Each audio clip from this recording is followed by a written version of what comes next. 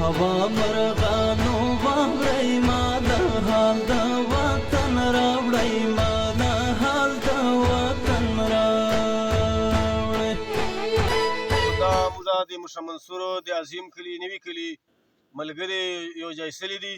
موږ څو ورځې مخکې په فیسبوک باندې د مرغانو جنګلي مرغانو د امن باره چې او د ښکار پابندي باره چې و ویډیو کړې وه. ډېرو ملګرو به دا کتلي. اوس نن دا کوم موږ ملګري دي دا تلي وو په خپلې خرچې باندې دا څه مرغان پیدا کړي دي. ډېر لرې پسې تلي وو دا تا جوړو څنګ ته. نو دا مرغان یې راوړي دي.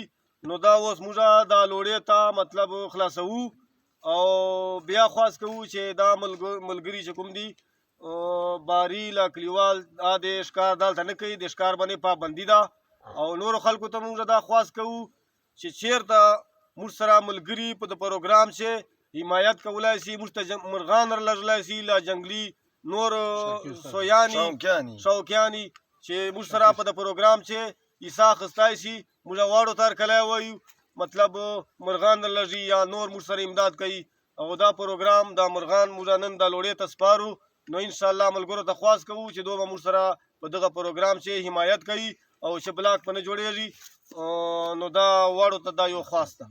دا پروګرام موږ د وطن او د لوړې ښکلوالي لپاره دا پروګرام کوو. نو محکمه جنګلات وال چې دي وایلډ لایف وال یوغه ته دا خواست کوو چې دا پروګرام چې دی موږ سره پوره امداد کوي. ملګرو دا تمجري ورخلاصولو اړه ته موږ به په دا خیال کوو دا ډیپټي داسې ده لکه واړ په کلي باندې چې په موږ اوزو والو په دغو باندې ډېره ده ځکه چې دلته منرخیل دا زنګي خیل واړه اوزو وه چې راځي په دا به واړه خیال په کوو سره په مشترکه انشاءالله چې بلې څوک راځي هغه به ول ورته وایو چې نسته که بیا نه منله بیا به چوکۍ ته ګنټې کوو کلي ته به ګنټې کوو بیا به موږ رغېږو خپل کار به حکومت رغېږو. د هوا مرغانو واورئ ما د حال د وطن راوړئ ما د حال د